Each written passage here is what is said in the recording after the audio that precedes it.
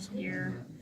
And radial should be over here. I can see a little bit right here, but I don't see what happened to the rest of it. I was trying to make sure it didn't. Oh, there it is. There it is. There it is. Hiding.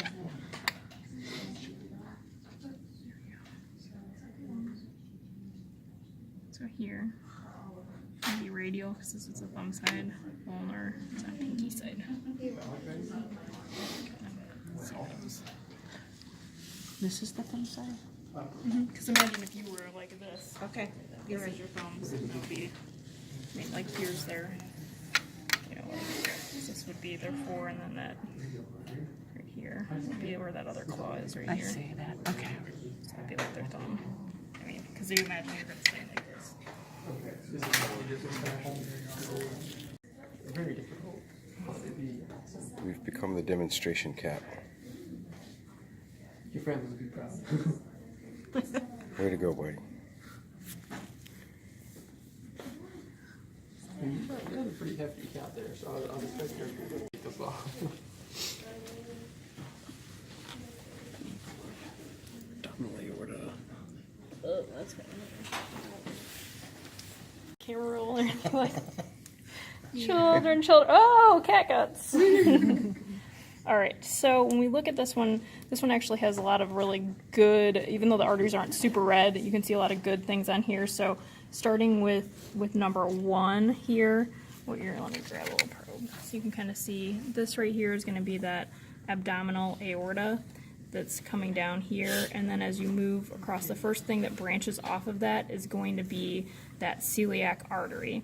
And as you kind of follow this up, it's going to end up branching to 3 places. So here, this one, it kind of looks like, and I know I told you that hepatic is the first branch off, but this one looks like the gastric is actually kind of branching off the hepatic. But if you look at this, that hepatic goes underneath. This white thing right here is the stomach. So this right here you can see is not going to the stomach, but actually running underneath it. That's going to be the hepatic. This one that's actually going to the stomach, so you can see that white is the stomach, and you can see the vessel right here that's labeled 3 if I didn't have the pins crossing, or no, 4. That one, this one right here that you can see going to the stomach, that's going to be the gastric artery.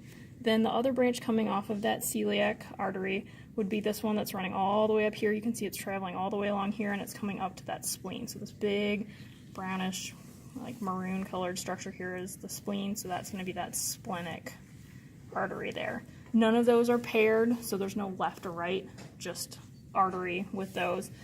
The next branch that comes off here that's going to go, that you kind of see right here, this is going to be that superior mesenteric artery going to the mesentery, so going to the intestines there. As we move down, what I have pinned here, this is a vein. This is the inferior vena cava. You can also see the inferior vena cava right here. I just was a little crowded there, so I pinned it right here, but this is still inferior vena cava. Coming down here, you can see this is going to be that renal vein, and that would be on the left side, so left renal vein, and then the little artery that's pinned right next to it would be the left renal artery. So the artery and vein are there. As you come down, all this is inferior vena cava here. Here we can kind of see there's a little bit of stuff on top of this, but as you get down here, we've really cleared away, and this would still be that abdominal aorta here. As you're coming down, before you get to all the bifurcation down here, you see this branch coming off, and it's going to that colon here. That's going to be the inferior mesenteric here. Then as you follow this down, you can see really nicely in here all the forking with the cat. They have like that double forking pattern where you have the, here's the bifurcation here, and then you end up having the external iliac arteries here. So you have left and right. Then you kind of can see that there's a little connection there, and then it comes down and it forks again. So that second forking pattern that you're seeing is going to be the internal iliac arteries there, so left and right. The median sacral is not really evident on this particular cat, so I wouldn't mark it on this one, but you can kind of see that if you started moving up underneath, we would end up getting into the iliacs for the veins, and I'll pin those on a different cat so that, less confusion. We already have 13 pins on this one, so. But can you guys see those like what's going on here with the organs on this? Like I said, there are a couple cats over there that like had blowouts or just not like the color was not dyed. I think that you guys have. Do you guys have internal jugular in yours? We do. We have internal and external. Okay, so I'll probably have to go back on that. It fell off from both sides. So if you look at starting at 14, you have, this is going to be thumb side, so this is going to be the left radial artery. This one is the left ulnar artery. 16 is the vein that's right here that runs all the way along the arm here. That's the cephalic vein. And then up here, as you kind of have the branches of the veins here, so we have 1, 2, and then this one, there's only a little bit right here, but there's 3 branches that come off that.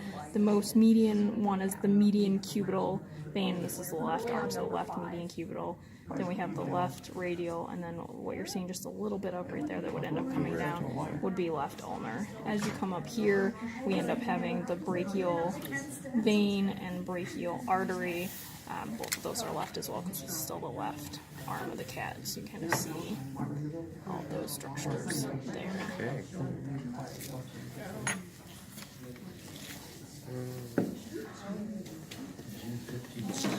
Anterior.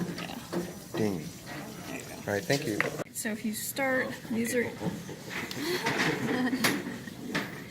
So if you're starting with veins above the diaphragm starting at the heart here, you're going to have, this is going to be the superior vena cava.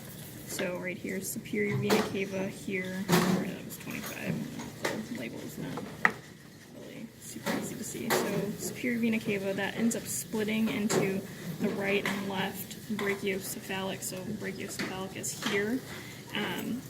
So everything I've marked is on the left side. So left brachiocephalic. As we move towards here, brachiocephalic ends up becoming the subclavian. It's right around the region where you're seeing the internal and external jugular. Here, the internal and external jugular kind of branch off of each other. So it's a little bit, so we're going to have subclavian here.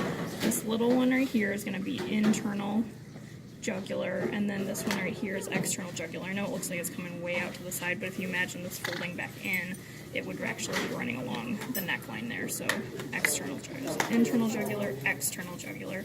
This right here was that subclavian right here, and then as you come up this direction here, you're going to get into that armpit region, so this is going to be axillary here, and then as you travel all the way down here, then I tried to mark brachial down in the arm region down here, brachial, so you'd have axillary here, and then brachial would be down here.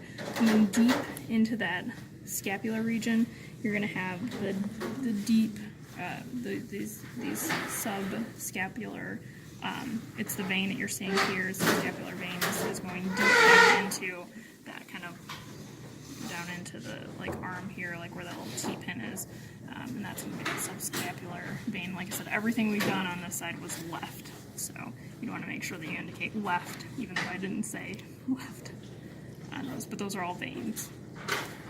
Okay. Cool. Thank you. Thank you. Can't, like, she's like, warm it up, and I'm like, it won't do Doesn't anything. work that way, honey. Yeah.